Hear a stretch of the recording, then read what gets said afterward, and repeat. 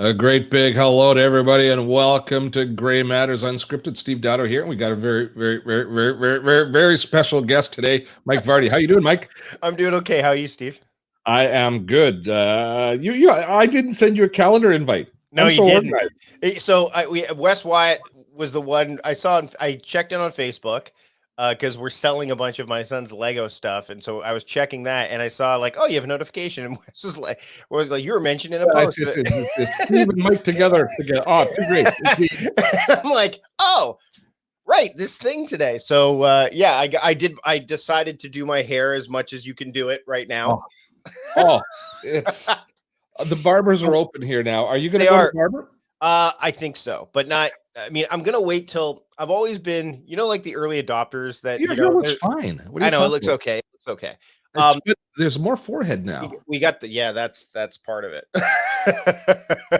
Normally I brush it forward, but you can't do that right now with the way this hair is. But Okay. we clip the wings out because that's what tends to happen is Yeah. these. Oh yeah. No, I got the chia pet thing Yeah, happening. that's what but much like early adopters, when people download like the latest software, I'm like, that's how I feel is going to happen with like a run to salons and barbers and things like that. So I'm like, I'm going to let the early adopters deal with all the bugs that could show up, no pun intended, and then I'll go in and get it done. I don't need, bottom line is most of the time I wear a ball cap right now inside and stuff if I'm doing like rather casual stuff, but for something like this, I'm gonna let the hair flow a little bit. Indeed. Well, a great big hello and welcome to everybody. Welcome to Gray Matters Unscripted. This is a weekly live stream we do primarily for the baby boomers and Gen X amongst us. You're kind of a Gen X, right? I am full on Gen X. I'll be 46 in a couple months. So There we yeah, I'm go. in there. Oh yeah, right in the middle. So today's topic, as you know, Mike Vardy's with us. Mike Vardy is the productivityist. He is one of my go-to people for all things productivity. So I just thought we'd do a productivity checkup this week. I've been going through some catharsis as far as my own personal productivity system goes. And so rather than and quite often when I talk to Mike about this stuff, our conversations are so fascinating. I think they should be shared with the public. Yeah. So we're sharing them with the public now. Well, we have one on Sunday. And Well, that's what I booked you for this. We should let's stop talking now and then let's do this on Friday. Right, indeed. So if you guys have any specific questions, we're streaming live on Facebook. We're streaming live on YouTube, on the B channel, on the Steve Dotto channel, as well as our Gray Matters, our Gray Zone on Facebook. So if you have any questions specifically about what's going on in your own personal productivity lives, post them in here and we'll get to them as we go through, as we're chatting our way through. So what Mike was talking about was last Sunday morning. Sunday. Yeah. Yep. We were talking about podcasting. I was setting up some stuff with I got the new Rodecaster Pro Studio, which Mike had got a couple of months before me. Mm-hmm. And I was trying to set some things up and I was trying to figure out some new tools with it. And so I just called Mike up and I called another audio file buddy of mine up and we were just kind of riffing and that's how I booked it. But it's working pretty good. The Rodecaster I'm happy with, but that's not what we're here to talk about. Not here to talk about audio systems. Mike, I'm having issues with Asana. I'm down. Yeah. We also talked about that not too long ago privately. The honeymoon is over between me and Asana. I still think Asana is the most amazing free app. Don't get me wrong. It's still I easily recommend it to so many people. But oh my gosh, there are some blind spots that these companies have that it makes you just wonder what they're thinking.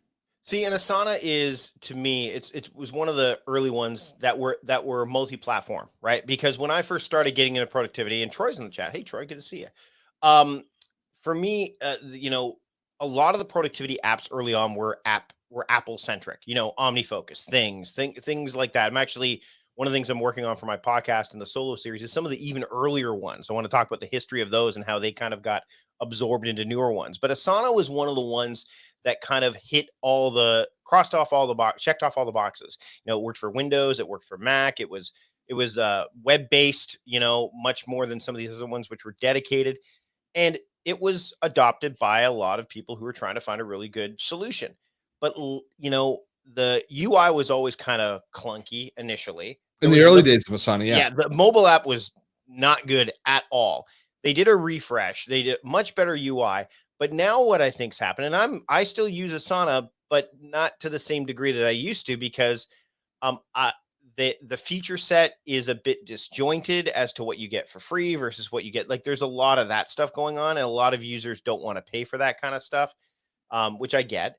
But I also see that they're scaling a bit more towards the larger companies and the Oh, enterprise in no a big question. way, in a big way, No question. which opens the door for tools like Marvin, like ClickUp, which we talked about. Look up, we'll talk about it a bit. Yeah. Yeah. Todoist, again, I mean, if I was going to recommend a to-do list app for anyone at this point in time, if you're working with, again, it depends, there's a lot of variables, but the one that I still think is the best entry level one that scales enough is Todoist. You have talked about Todoist. So you've been on the Todoist bandwagon since I can remember. It's always been your. I'm talking 3-4 years ago. That was your go-to app. Yep. And the reason is it has a lot of power. The UI is very simplistic and minimalistic. It scales really well. There's filters, there's tagging, all that stuff, but it's inexpensive. It's what, $34.99 Canadian for a year, which I think it's $25 American for the whole year. That's cheap. That's really inexpensive. And you're still using it as your personal app. Yes. And I use it when I'm working with coaching clients too, as a way to kind of I don't email them. I'll say, let's have a shared project in Todoist. And then if they, most of them, if they're not using an app, that's what I use. Some of them use Asana, in which case I'll use Asana with them. But I just think that it works really well for people who are used to using like a simple to-do list or reminders or something like that, or Google Tasks or whatever, and they want something more. It's not a bridge too far for them to cross. Whereas Asana, you look at, you're like, whoa. And I think that's part of it. Is this Todd Bergen Design? I think I'm looking for a reminder app and a to-do list on the iPhone. Is that would Todoist now be your choice, or would you choose the native app? Well, reminders is better than it's ever been, especially with Siri and all that stuff. You can have that, but I mean, I still think that the filters option that Todoist provides, which is so robust. And just the geolocation, although that doesn't matter as much for a lot of people right now because you're at home a lot of the time right now, so you don't need to worry about that. But I still think for the amount of money that you're going to pay, the feature set that you get, it's far better than reminders on that front. So, and also, not everybody has an iPhone.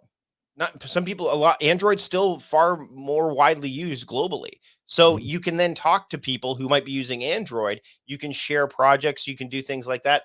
And you can use it on the web, right? So reminders, you can't really use on the web. You're using it on your native Mac app, right? Yeah, I still think Todoist ubiquity across the board. I think it's still the best one for people to get started with. And you can grow with it and scale with it. Like you said, I've been using it for years.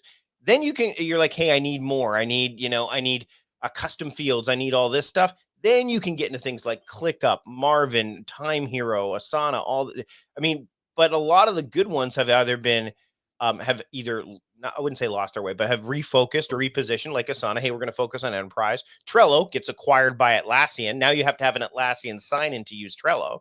That happened to me not too long ago. Or Wunderlist, which was one of the ones I would have recommended. And we used to recommend in Task Apps Made Easy, that course we did. Yep. It's now part of Microsoft To Do. And much like Microsoft is wont to do, they stripped a lot of the stuff out that made Wunderlist wonderful.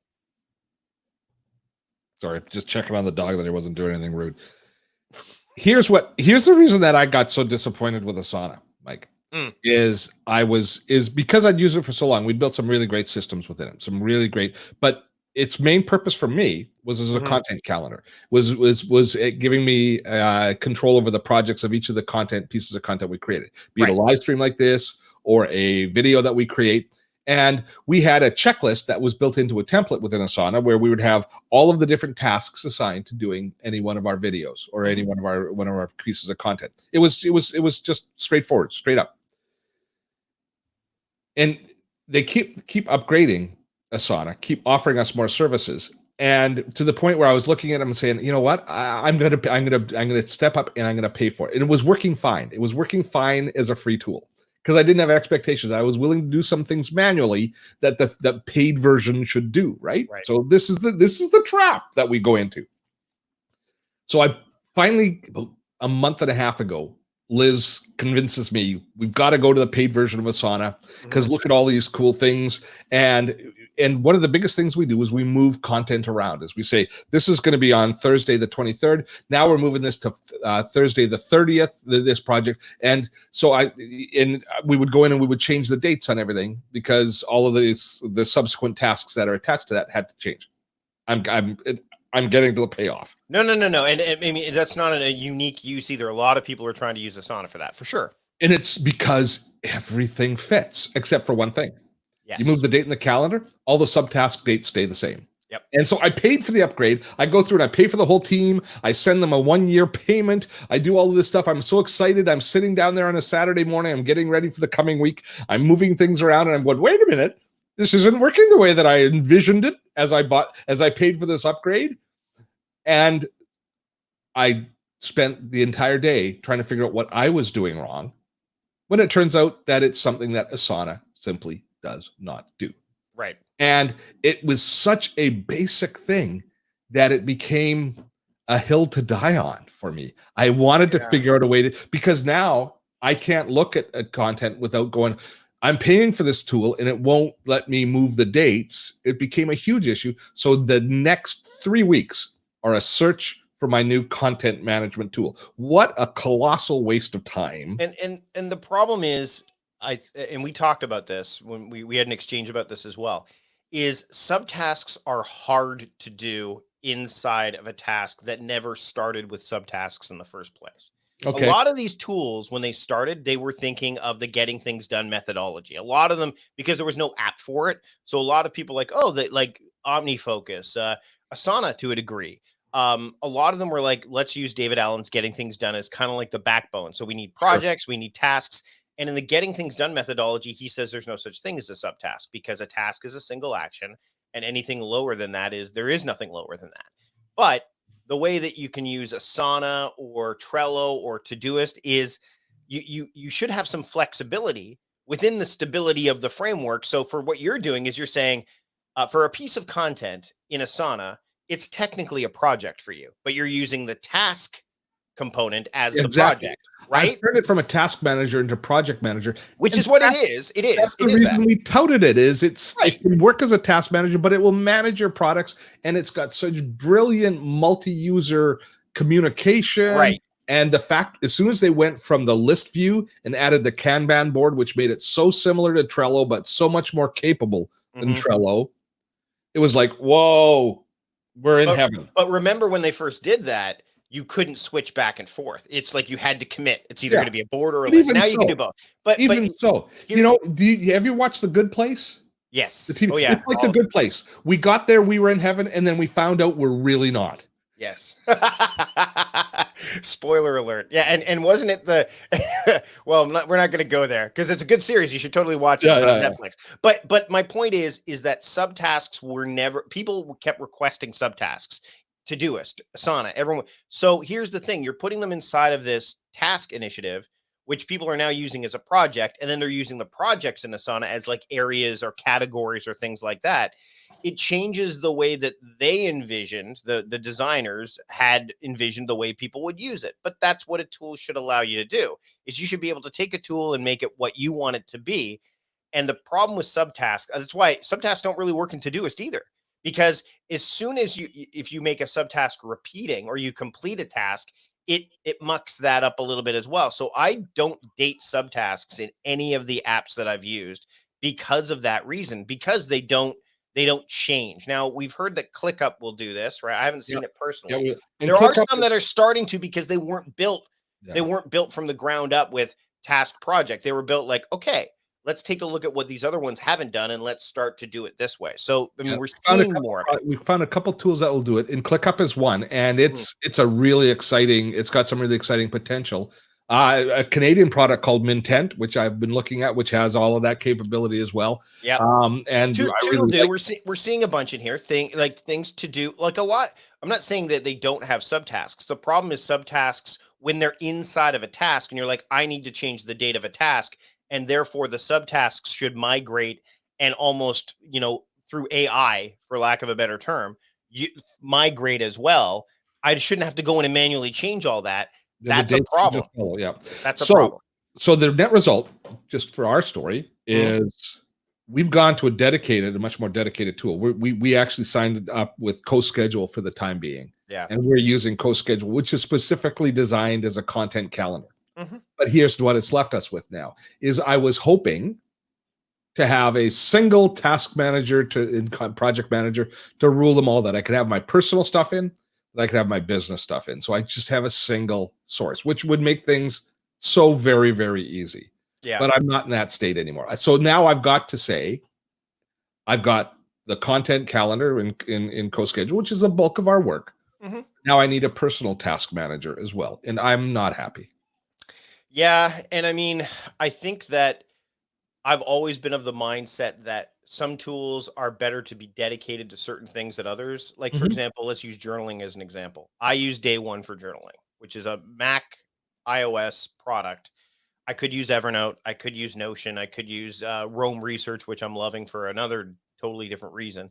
Um, but Day One does journaling really, really, really, really, really well, and so that's where I do it.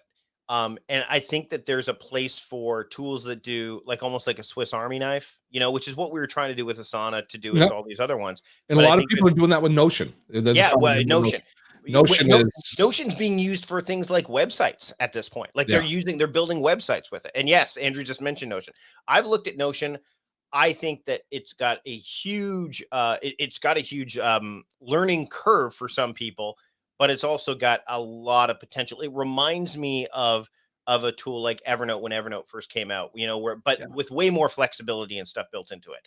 yeah. My problem is that I think with any tool, and I know there's some people here in the chat, and I know Steve, you'll agree, where you can get caught up in the fiddling with the tool, and you actually end up, and I've said this before, you end up doing productive instead of being productive. So I have Notion. I use it like Thomas Frank does for film stuff, for like, let's do it. So you could use it for your content schedule, Steve. But the problem is, again, it doesn't have date dependencies. It doesn't have that stuff. Marie Poulin and I have had this conversation where I'm like, why are you using Notion as a task manager when it doesn't? It's kind of like the same as using Evernote as a task manager. It's not built for that. So why try to fit a square peg into a round hole? Well, Troy will tell you why. Use Task Clone to convert it into it. Right. But well, You have to do that. Yeah. right. But this is where integrations are helpful. So like using a tool like Zapier, you can connect Yeah. Asana to Time Hero, let's say, if you're using Time Hero, which is another Canadian company, which is one that I've been looking at a lot more lately because I like what it does with with the time blocks and theming of your time. So I like Marvin too. There's a lot of great I tools out haven't there. heard of that before. You haven't heard of Marvin before? No. It's a small team, a husband and wife team based out of I want to say Denmark. Um somewhere in the one of the Scandinavian countries. And it's a competitor for Todoist in a lot of ways. Okay. There's a lot of really great things about it. You should it's called Amazing Marvin, but people just call it Marvin for short. Okay. Francesco's done a bunch of stuff on it. I I'll have to like check it. it out. But again, that's the other thing is the barrier to entry for a lot of people is price.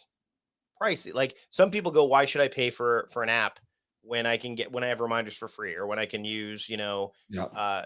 and that's you're always the biggest problem without paying for apps. And you and I've had this conversation many times is if we don't support third-party developers with their apps, we're going to get whatever Google, Microsoft, or Apple gives us to use. And these other apps will then all of a sudden we're using a less than again, Microsoft To Do is a great example. I mean, it's not what it was, right? Yeah. So now all of a sudden you're using a less than, And how that's are they why. making their money from it? And Well, and that's why when Christian it's tried to free, buy Wunderlist back. He tried to buy it back from Microsoft because he saw what was going on, right? yeah.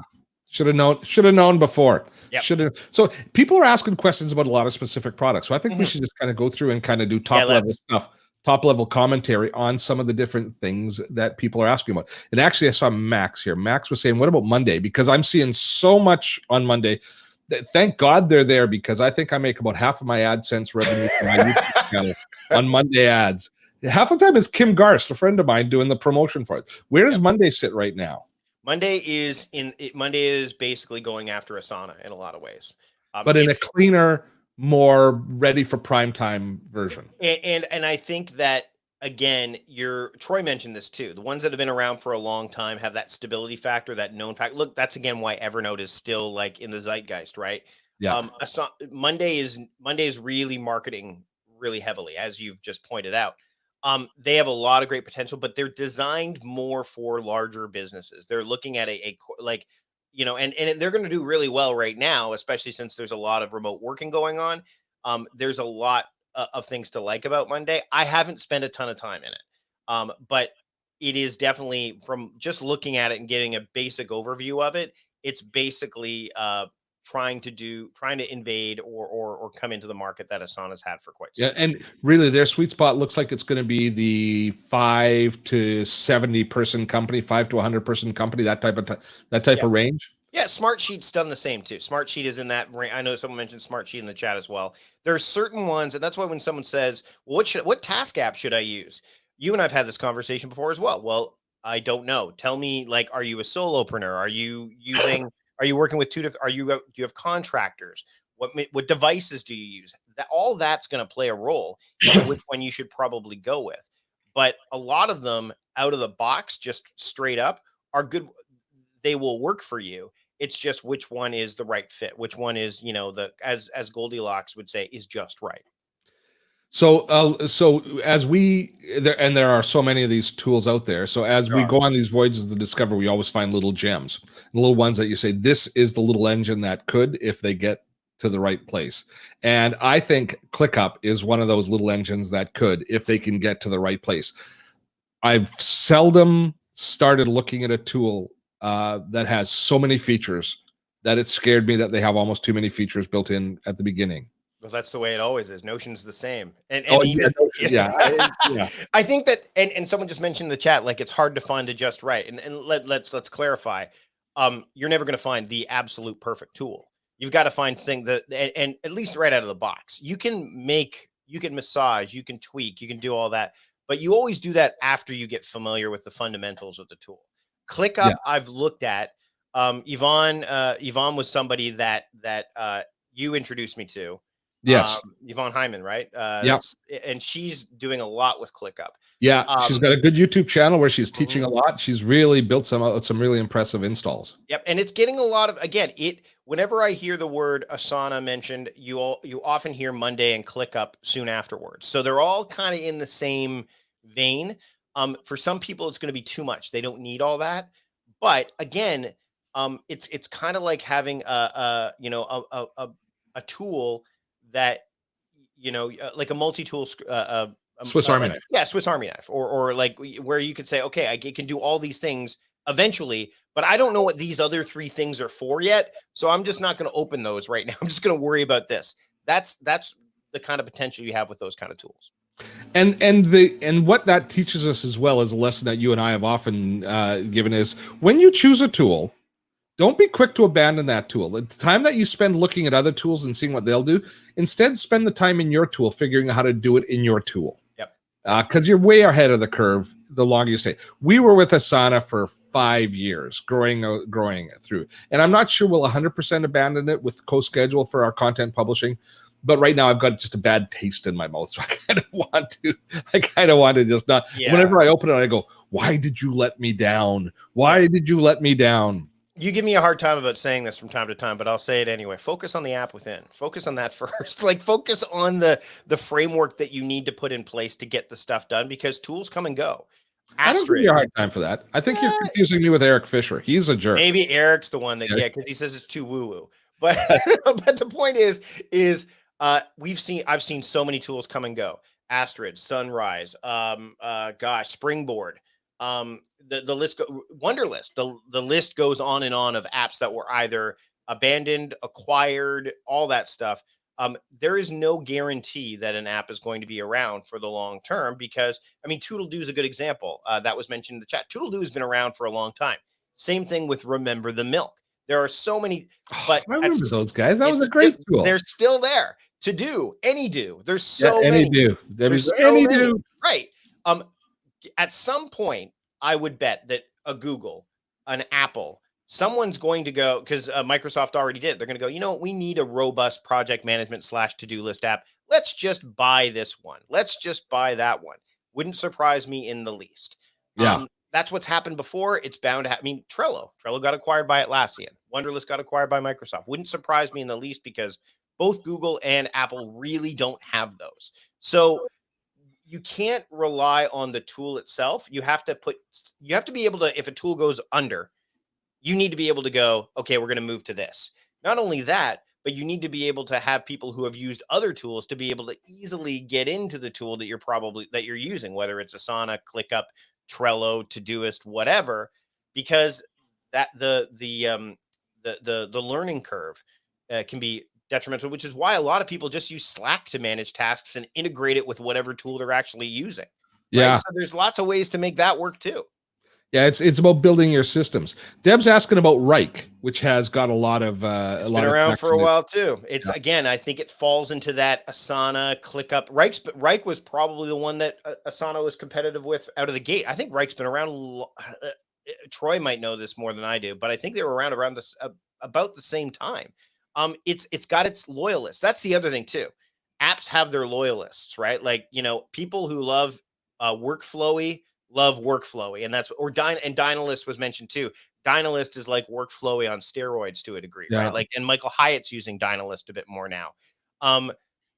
There are tools that Nosby's another one, right? Like, I could just keep going. Nosby is the one that reminds me of ClickUp, because Nosby had so much in it that it was almost overwhelmed people with how much it had. Yeah. And that's the other thing. And Jill says, Google Keep is not a great Wunderlist replacement, but I'm trying. Google Keep is not a task management tool. It's great for Keep. It's like it's Evernote. It's Google's Evernote to a degree, right? Or Google's OneNote. I really don't. I mean, I don't think that people should be taking tools like Evernote, Notion, Keep, like all these ones, and trying to make them task management tools. You can.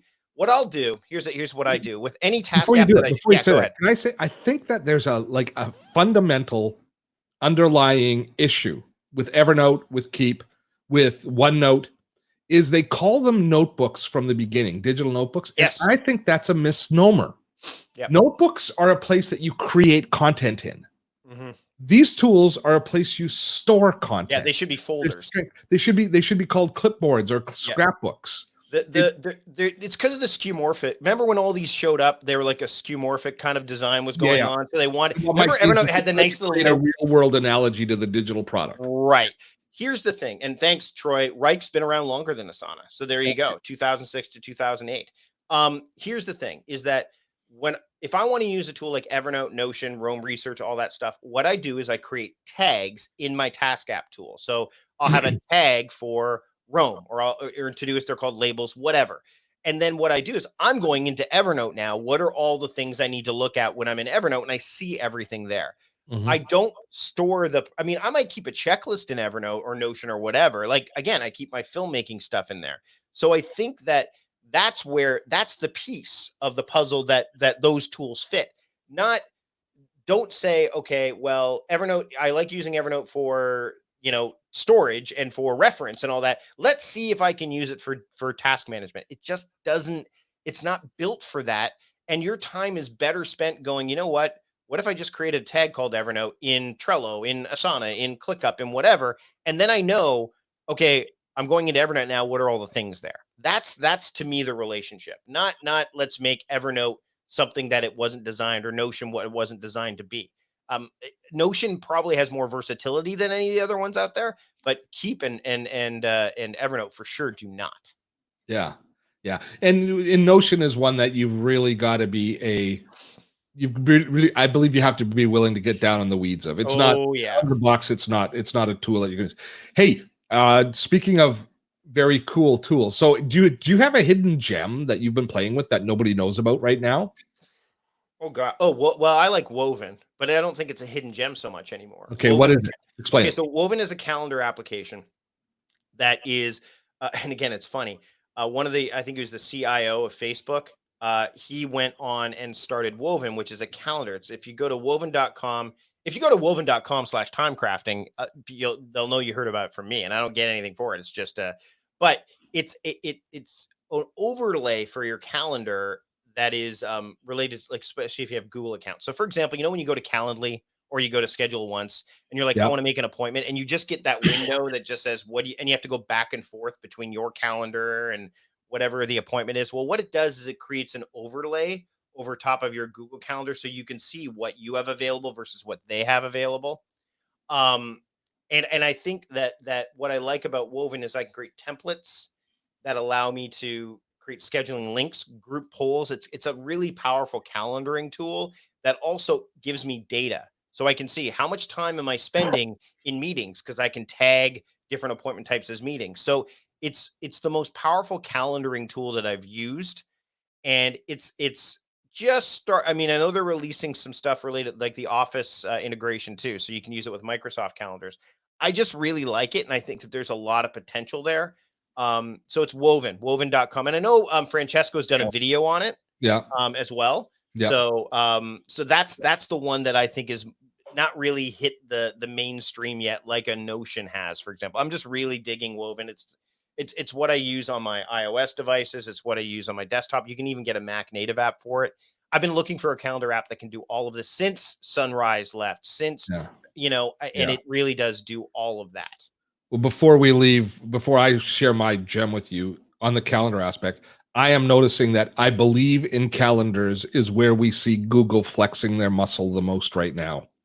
Is they want I think the world historically we've thought of Gmail as their as the kind of the tool that entrenches them with us, and it has historically been.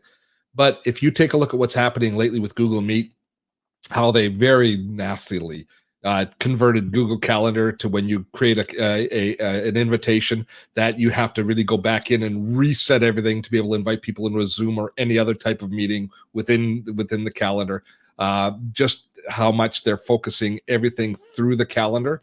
I think that's Google's. I think that's Google's. And I think there's a reason for that because there's a measurement available because time is you can measure time. So when you see that, there's some definitely you can manage it, right? Whereas email, you can't, there's a lot of context. There's limited screen space to calendar. Right. You just have the calendar. So I can't put anything in the chat, but this is what I think this is where I think you should go. What's that? Woven.com/timecrafting. Okay, I can't add to the chat for some reason. So I know it's ridiculous. Well, it's not ridiculous. It's one of the things within StreamYard that you could be in the chat in one or the other platforms. So let me share with you my new one, which is it's called Aya. AYOA. I think I've heard of this one. Yeah. Oh man, it is it's a tool which is both a task kind of manager, but it's based on a mind mapping format. Yep. So it does mind mapping, and you convert your mind map into tasks. And it's AOYA. Did I spell it right? AYOA.com. Yep. So I'll type that into the chat for everybody. AYOA.com. It is. You got to take a look at it, Mike. You got to play with it. I know I haven't had a chance to, but I mean, AI is where it's at. Like, I think that Rome Research is another one where you can do linking of notes using the Zettelkasten method of note taking. There's a lot of really cool, like, because this idea, Tiago Forte talks about this too, the idea of building a second brain and creating like a personal knowledge space. That's what this kind of tool can do for you.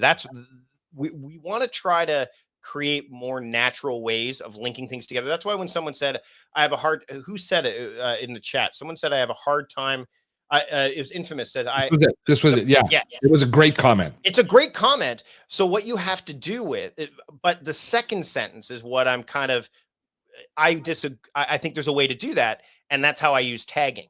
Tagging allows me to go, okay, I'm going into Evernote now. What are all the things in Evernote? Because when I go into like a tool like Evernote, there's so much there. When I go into Rome, there's so much there. For me to be able to know what that particular application is for, that it's context. I think that's where the future is. Great if there was a tool that, well, I guess to a certain extent, that's what we use Zapier for. Zapier into connectors are what matter. Or that's what.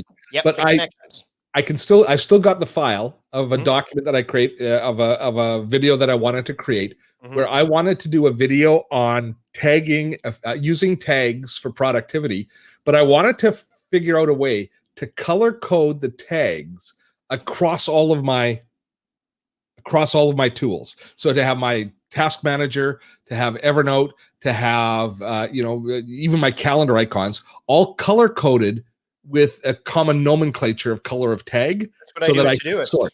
Todoist does that. Todoist does that. That's what I It'll do in do it Todoist. within Todoist, but then taking that and extending it out to the other into Gmail. Yeah, Taking those same tags and applying them in Gmail so the same Well, same yeah, nomenclature. it's hard to do that. Like I try to make Well, the video tags. hasn't been made, so I can Yeah, tell you, I couldn't figure out how to do it. I try to do universal tagging across multiple apps for sure. Same names. Yeah, same names. So I will use, and that's where I talk about, you and I have talked about my mode-based work strategy for time crafting. That's where that kind of stuff comes up with. You know, that's where I do that. But I think that to think about the way I look at using different tools is, for example, you could wash the dishes. If you're in the bathroom, you could wash your dishes in the bathroom. But wouldn't it make more sense to do it in the kitchen, right? You could do, there's lots of different, I think that every room in your house has a certain thing you will do better in that room than anywhere else. I look at apps the same way, but they're all connected by being in the same house, right? So that's the way I look at it when it comes to these tools. Like, okay, Todoist is where I manage my tasks. I know this. I've trusted this. I've let this happen. Now let's talk about where I'm going to keep my reference material. I'm going to keep that in Evernote. Great. And that's the other thing is, by doing that, it allows me to go, you know what? Evernote's not working for me anymore. I don't have to move everything. I just need to go, okay, I now need to create a new place to store my reference materials, right? Whereas if you're using one tool for everything, you're going to be less likely to, number one, move. And number two, if you are going to move, it's going to be a harder move to make. Yeah, there's definitely a balance. I don't think it's a bad initial philosophy to be resistant to adding something, but waiting until your hand is forced to do something. And because I think that's a certain percentage of us do exactly what Mark is saying, that there's so many tools that you feel you're wasting your time because you're just flittering here and there, and having the magpie of every little glittering thing attaching your attention, that's obviously incredibly detrimental. Right. And that comes down to you. You got to make a choice. Yeah. And that's hard. And you have to develop a comfort that change sometimes is okay and good. Well, you and I, we do this for a living, so we're used to moving from app to app to app. But you know, Mike, but we do. But when it comes to the core, that's the only reason we're doing this. So otherwise, we would. But when it comes to the core production things, I am totally out of sorts with having my production system turned upside down as we're reinventing ourselves in it. It's affected every step of the. It's affected me, just my emotional well-being. I'm sure it has nothing to do with the pandemic. I'm sure my emotions. Oh yeah, that's probably has nothing to do with.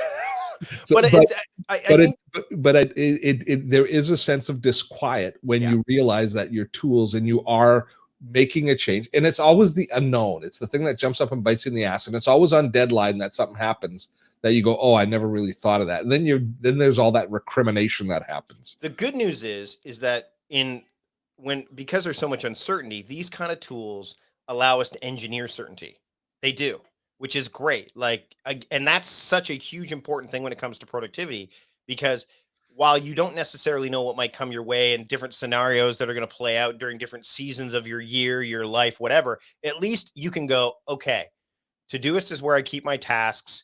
Today is Saturday, and this is me using my time. Saturday is when I focus on family stuff or household. Let me look at the household tag. I think we need to get away in some degree from working by projects as well. Like, project-based work is important. You need to be able to to switch between, I'm going to focus on this project right now versus I'm going to focus on this type of activity right now, like writing or reading or household tasks. Like, I think we need to start to have two different ways of looking at this, because that's how our brains work anyways. And the tools will allow us to do this if we spend a little bit of time and Cal Newport talks about like deliberate practice, this idea of saying, okay, you know what, how do I set this up to kind of future-proof this a little bit so that no matter what tool I'm using, I can go, oh, I want to do some reading right now. What are all the things I said I wanted to read? Yeah, that's good. I mean, do you ever go into a project, go into a new tool, and not start to apply your real world scenario as you start to tinker? I don't put projects in first. I'll put in tags first. So I will Okay. do things like, what are the elements of my life that I do regularly? Oh, I'm a writer. Okay. So I need something to show me what I want more. I plan things. Like I Yeah. use those kind of things first, and then the projects go in there. But what that allows me to do is I can say, hey, it's planning time. Oh, look, there's 4 different projects that show up that I need to do some planning. So I can move 4 projects forward if I just focus on planning for the next hour or for this day or whatever. I think that if we start to think that way, then that's the way the human brain works, right? Like Yeah. again, when you go into the kitchen, you're not like sometimes you go into a kitchen and you're like, I need to make dinner. I need to focus on the kitchen project of making dinner. But sometimes you go into the kitchen going, what can I do in the kitchen? Yeah. Right? Like there's 2 different ways of looking at it, right? Sure. Troy's pointing out that AO used to be called Drop Task, and it's been rebranded. Wow. See, I remember Drop Task too. They reached out to me. That was a while ago. Yeah. Yeah. Well, That's the AI part, I think, is what is interesting. Debbie's mentioning Milanote. I Again, don't know them. Do you? I know of them. They're kind of in the Notion space a little bit too. I mean, I like the fact that people, I mean, the idea between like Evernote, Milanote, what's the other one? There's a few others that have shown up recently as well that are all there's a weird note-taking app. When I say weird, I mean it's unique. It's like you build these little islands. I know Francesco talked about it. I can't remember the name of it, but it's a note-taking app. There's a real leaning into this second brain personal knowledge framework stuff that people are building lately. Rome Research, I think, is really good at that. Notion does that, of course. But this idea of like Milanote, Evernote, there's several of them. Yeah. Bear is still around, right? I was just thinking of that. Yeah, it's one that never really resonated with me. What was it? Was it Brain? My Brain?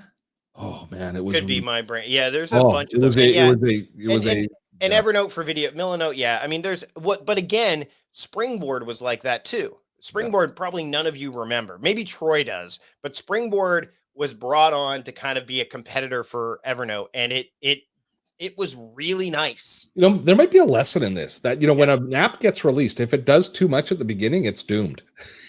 Yeah, but you could argue that need to niche down a little bit more. But you could argue that Notion would be an example that goes against that, because Notion is. I think the jury's still out on Notion. I don't know if they just changed their pricing model. Did you see that? Now it's free for personal use. Yeah. Well. So Notion's the problem. Notion is probably one of the only. Evernote they used to have a lot of unicorns in the tech space, right? Like, oh, this is the unicorn app. Notion is probably the only one that I can think of in recent memory that would be considered to be a unicorn. Okay. Which is interesting because and some people say Notion and Evernote are competitors. I disagree. They can be used in tandem, but for most people, why would you? Why would you use both? You can make Evernote is got some real great constraints that Notion does not. And yet, if somebody that wants to get the most out of like, oh, I want to be able to manipulate notes and link them and do all that stuff, then you're going to want to use something like Notion rather than Evernote, because it just doesn't work there. And I think the bellwether for an app that thinks it's doing too much is when it starts to add conversations and commenting inside of things. As soon as they go after Slack. As soon as they go after Slack, I'm like, okay, hold on, because Slack is ubiquitous. So, and I just talked to Phil Simon, who wrote the book Slack for Dummies. It's coming out in a couple of weeks. And it's like Slack is Slack's staying in its lane. We do communication. That's what we do. We can connect to Asana, Trello, all this stuff. But Asana, when I had a meeting with them when they first released team like conversations, like, why are you guys doing this? Slack does this. Like, well, we want to have it so that way no one they'll use us instead of Slack. I'm like, they're going to use you anyway. Yeah. So see, that's the wrong attitude. And where I do agree with Asana and even now CoSchedule having conversations, but the chat then is related to the project that you're in. Right. It's completely focused on that. It's not general conversation. It's not inter-office communication. It's none of that stuff. It's like, Steve, or like, Liz, you have to change. There's a spelling mistake at this location in the video. Let's edit it. Right. Which is fine. But when you're talking to the average user who's like, hey, adopt this technology, and they're like, what? Slack? Wait, where do I use? That's where it can get. And when they start marketing it, saying it can replace. Yeah, you're right. It's a niche down. Like, I would comment on a task in Asana if I want, and that's what I tell the people I work with. I'm like, if it's very specific to this task, you've got access to it. Just comment in the task. But if it's something more general, like about the project or about things. We have channels for that in Slack. Let's use that. So Roxanne's asking if is Bubble Up, Bubble Up, Bubble Up, Bubble Up. Well, I guess it's Bubble Up is how it's pronounced. I haven't heard. Yeah, it's a web clipper of some sort. I haven't heard about that one. I don't know enough about it. Related, like the Evernote web clipper. I haven't heard of it either. Although, let's see. Notion's web clipper is quite nice. I'm finally glad they got that put together. They're getting there with it. The first their mobile app needs improvement, and I will say people who like to use like Roam Research, if you're into it, it's desktop only. Which again, I think that's another thing that you need to be building. If you're building you need mobile, no question. You need a mobile interface. Everybody's moaning.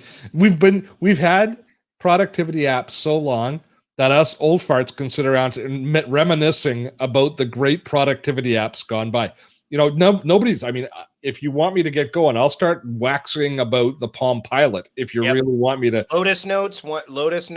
Before OmniFocus, they were using Kinkless GTD. That was one that Merlin Mann used. That was one of the first ones I used. iGTD was another one. Wow. There were a lot of them, and there's things is still out there. I know it was mentioned earlier on. I still think Things 3 is great. It's a lot. I'm glad that there's some collaboration going on, because that's another thing too, is when you're looking at an app, do you need to have collaboration? If so, then you may want to use a tool that has collaboration, right? There's so many. That's one thing David Allen, he initially wanted to create an app for getting things done. He didn't actually, he wanted to see one because he was using Lotus Notes, I think, or whatever. There was a company called Intentional Software that was going to build an app for getting things done, and they couldn't. And at the last Getting Things Done Summit, which happened, I believe, last year, he put out all the things that he would like to see in an app in a keynote and said, go and make it. And it still hasn't been made. So that tells you a lot, right? Andrew, you're causing. Oh God, why is OneNote never? Okay, Ray. So why is Microsoft OneNote never mentioned? Microsoft OneNote is awesome. It's one of the better Microsoft products that they had, and they didn't know what they had when they had it, because it could have been the thing that Evernote. Oh, yeah, it could have. I've always liked it better than Evernote. Right. But OneNote is not a task management tool. It's not a to-do list project management kind of tool. It's a resource. It's where you store resources. Yes, it's integrated tightly with the Office ecosystem, so you can easily send things via email and have links and calendars and all that stuff, but it's not designed specifically as a to-do list or project management tool.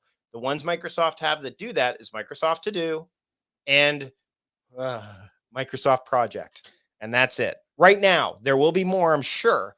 But so I think OneNote is fantastic in what it does, what it's designed to do. When you start to try to get it to do things that it doesn't do as well, it puts things in perspective. And Robert, you're right. There are certain apps that are definitely designed with the getting things done methodology in mind. Nosby, OmniFocus, Things. Like a lot of the early ones were designed with, hey, let's use getting things done. Remember the milk. All of those ones were designed with, hey, we are all part of this getting things done, fan base. We're followers of it. We're ardent followers of it. What can we use? Hell, the Getting Things Done company sells guides on how to do getting things done inside of various apps. I think Nosby is great. I think, again, I think for some people, pricing can be an issue. And a lot of people don't want to spend money on those things. But again, you have to look at wide user adoption. And when you're seeing Asana is known, you're seeing Trello is known, you're seeing Monday marketing like crazy.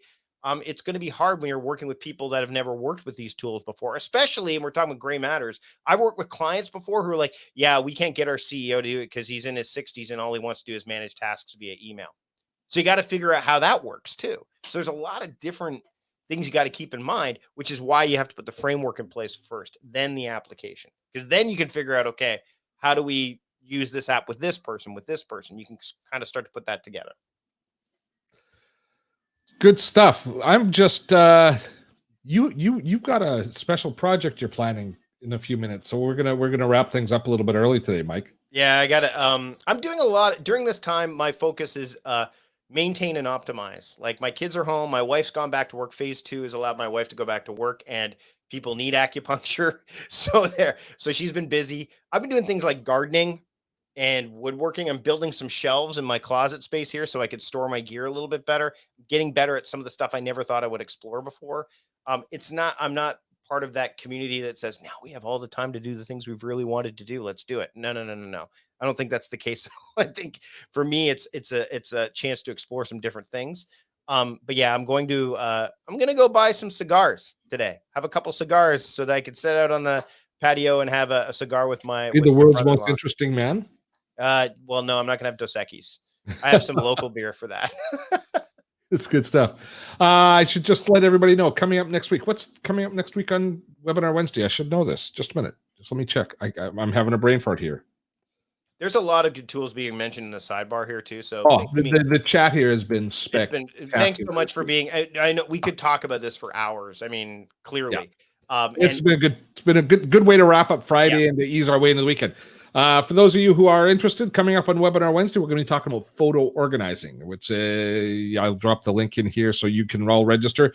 We have a great guest on, and she actually teaches people how to become professional photo organizers. So we're going to be talking about taking your from the analog world right through, not just talking about all of the ones that we've taken digitally, but the photos that we have in those shoeboxes in our albums, the older ones, and how we archive them and how we organize them and save them for the future. And then that will extend through, of course, into those habits, those systems that you put in place will extend through to our modern photo management system. So there's a link. That's next Wednesday on Webinar Wednesday.